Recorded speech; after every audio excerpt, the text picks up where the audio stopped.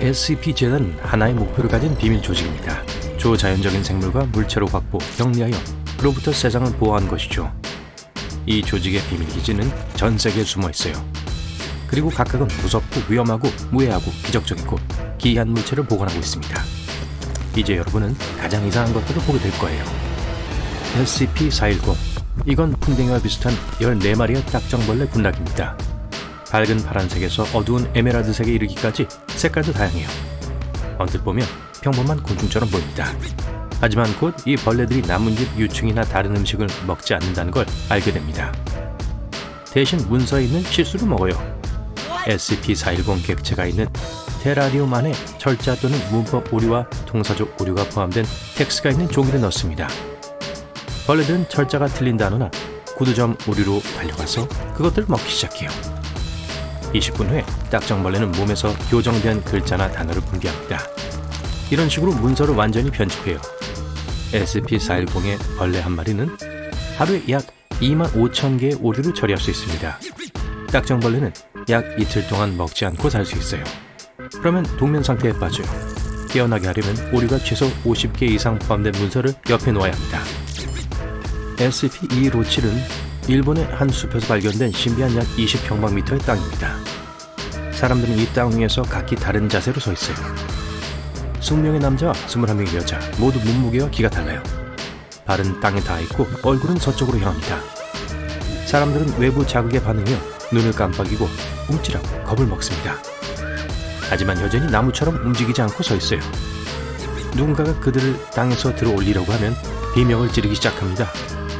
그러나 토양 분석 결과 SCP-217 물체는 땅과 물리적인 연관성이 없는 것으로 나타났어요. 그들의 발은 토양에 닿아 있지 않아요. 신체 스캔 결과 그들의 위장 안에 흙이 있는 것으로 나타났습니다. SCP 재단 직원이 자신들의 영역에 들어서자마자 사람들은 고개를 돌려 그들을 바라봅니다. 외부인이 떠나면 다시 서쪽을 바라보기 시작해요. 이 개체에 대한 모니터링은 계속되고 있어요. SCP-621은 최면을 거는 튤립입니다. 평범한 튤립처럼 보이지만 생물 발광을 해요.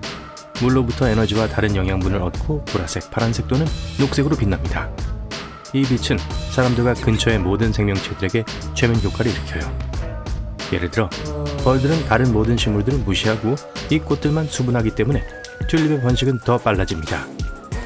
초식동물과 다른 천적들은 SCP-621을 피해요. 이 모든 것이 튤립을 빠르게 퍼지도록 만들어요. 성장하는 동안 SCP-621은 근처에서 자라는 다른 식물로부터 모든 영양분을 섭취합니다. 토양을 고갈시키고 많은 물을 소비합니다. SCP-621의 영향으로 사람은 튤립을 돌보고 튤립이 가능한 한 오래 살도록 하기 위해 모든 것을 하는 경향이 있어요. 예를 들어 넓은 들판을 소유한 주인은 튤립의 빛에 홀려서 오직 튤립만 돌보고 나머지 농지는 돌보지 않습니다. 그래서 튤립은 모든 영토를 차지할 때까지 퍼질 수 있어요. 그리고 사람들은 최면 효과 때문에 튤립을 사랑으로 보살핍니다. 그래서 이 튤립을 고립된 온실에서 보관하는 것이 중요해요. SCP 재단의 직원들은 매일 물을 주고 튤립이 그 지역을 벗어나지 않도록 합니다. SCP-2559J. 한 실험실에서 연구를 수행하는 동안 한 과학자가 실수로 다른 차원의 포털을 열었습니다. 아기 고양이들이 이 포털에서 끝없이 나오기 시작했어요.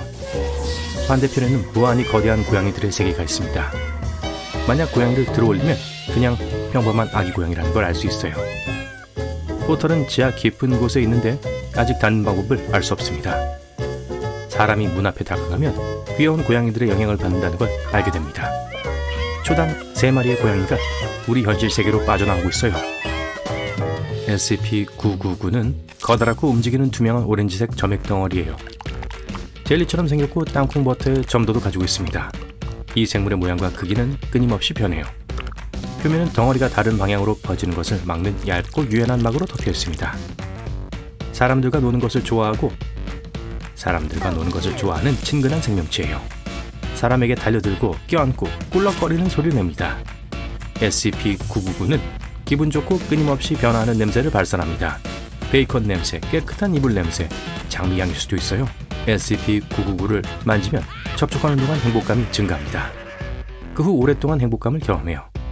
이 물체는 사람을 완전히 감싸서 머리부터 발끝까지 간지럽히는 걸 좋아합니다. SCP-831 개체는 일반 흰개미와 생김새와 특성이 유사한 알려지지 않은 곤충의 군집입니다. 그들은 셀룰로스와 자당이든 물을 먹고 삽니다. 흰개미 한 마리는 25일에서 40일까지 살아요. 이 군집은 지속적인 감독하에 텅 빈 밝은 방에 있어야 합니다.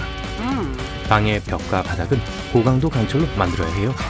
직원들은 이 흰개미들의 생명을 유지하기 위해 바닥에 영양분이든 물을 붓습니다. 방에는 보호복을 입고만 들어갈 수 있어요. 흰개미들이 어떤 물체에 접근할 수 있게 된다면 그것을 사용해서 매우 원시적인 도구를 만듭니다. 예를 들어 연필을 방에 둔다면 흰개미들은 흑연을 추출하고 남은 칩이나 다른 것을 만들기 위해 사용할 거예요. 계속 먹이를 주면 군체가 성장하고 증식합니다. 원시적인 도구를 사용해서 현대적인 기술을 창조할 거예요. 이 흰개미들은 모든 물질의 특성을 알고 발명품을 만들기 위해 어떻게 사용해야 하는지 알고 있습니다. 물리학과 화학 법칙에 대한 지식의 도움과 연필에서 얻은 나무와 흑연을 사용함으로써 흰개미는 며칠 안에 원시적인 증기기관을 만들 수 있어요. 어떤 장소에 더 오래 머물수록 그리고 더 많이 증식할수록 발명품들은 더 완벽해질 겁니다. 수백만 마리의 흰개미들의 군집은 사람들이 이해할 수 없는 첨단 기계나 무선 송신기를 만들 수 있어요. 발명의 경계는 알려져 있지 않지만 그들의 작업 결과는 모든 인간 기술이 능가합니다. 그래서 SCP-재단이 SCP-831을 밀폐된 빈 방에 보관하는 이유입니다. SCP-1689 감자가 든 커다란 감자 포대예요. 안정된 상태에서 무게가 약 50kg 나갑니다. 안에는 평범한 감자 200개 정도가 들어있어요. 자루의 내부 공간은 외부에서 보는 것보다 훨씬 큽니다. 이 공간의 크기는 알 수 없지만 감자로 가득 차 있어요. 자루의 끝이 어디인지 결정하는 것은 불가능합니다. SCP-재단 직원들은 자루 안으로 탐험을 간 적이 있어요. 과학자들은 전분을 분해하고 감자를 액체 슬러시로 바꾸는 특별한 페이스트를 만들었습니다. 이런 식으로 직원들은 이 물질을 뿌리고 삽으로 감자를 긁어내서 터널을 만들었어요. 끝에 그 공간에 콘크리트 바닥, 콘크리트 벽, 천장이 있다는 걸 알게 되었습니다. 그들은 감자로 가득 찬 일종의 건물 안을 걷고 있었죠. 팀은 벽에 구멍을 내고 그 건물에서 나왔습니다. 땅은 마른 불로 덮여 있었고 주변에 감자밖에 없었어요. 전체 공간이 감자로 채워졌기 때문에 꼭대기에 무엇이 있었는지 알 수 없었습니다. 또한 그곳에서 녹슨 자전거를 발견했어요. 탐험이 실패했어요. SCP-1689는 우리와 비슷한 세상이지만 거기서 무슨 일이 일어났고 감자로 가득 차기 시작했습니다. SCP-623은 생화학 교수가 60년대에 지은 작은 방입니다. 방 안에는 다음 물건만 있어요. 파란색 소파 하나, 빨간 소파 하나, 녹색 소파 하나, 흰색 플라스틱 의자 하나, 소파와 같은 색으로 장식된 둥근 테이블 하나, 원탁 주위에 의자가 7개 있고 다양한 색상의 조명기구 7개가 있습니다. 모든 가구가 바닥에 못으로 고정되어 있어요. 벽에 이상한 무늬들이 그려져 있습니다. 그것들은 가구의 스타일과 위치와 완벽하게 일치해요. 방의 음향과 외관, 모든 사물의 배치는 매우 쾌적한 효과를 줍니다. 방 안에서 사람들은 조화와 행복을 느껴요. 긴장을 풀게 되고 친절해지고 해를 끼치지 않게 됩니다. 평화롭고 평온한 느낌 때문에 사람들은 방에서 가구를 꺼낼 수 없어요. 단지 춤추고 웃고 테이블을 껴안고 바닥에 누워 기쁨으로 울고 싶을 뿐입니다. 하지만 방을 나서자마자 사람들은 화가 나고 공격적이 되고 슬퍼집니다. 방 밖의 현실 세계는 위험하고 어두운 곳인 것처럼요. 만약 여러분이 몇 분 이상 그 안에 있다가 나온다면 제정신이 아닐 수 있어요.